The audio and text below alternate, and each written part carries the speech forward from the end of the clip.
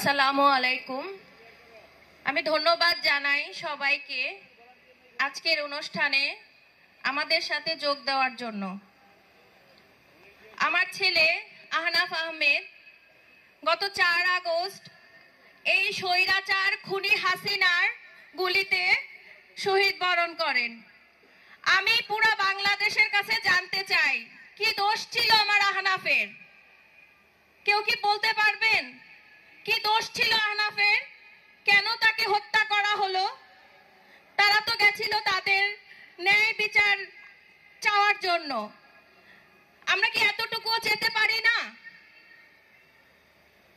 আমি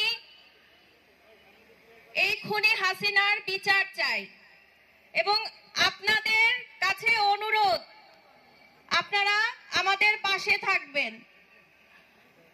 আমি বর্তমান সরকারের কাছে অনুরোধ করব,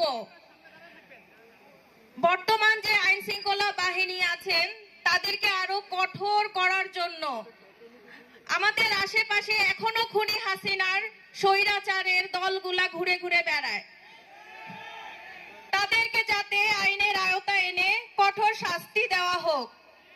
তারা কিভাবে বাংলাদেশ থেকে অন্য দেশে পালাতে পারে?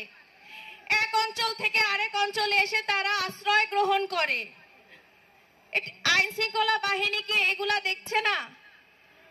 তাদের নামে মামলা, ওয়ারেন্ট সব বের হয়েছে, তাও তাদেরকে কেন ধরা হচ্ছে না?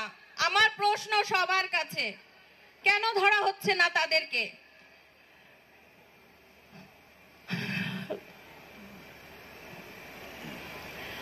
আমি শুধু আহনাফের মা না, যত শহীদ বাচ্চা, আমাদের এই 2000 শহীদ, আমি সকলের মা, সবার জন্য আমি আপনাদের কাছে দোয়া কামনা করছি।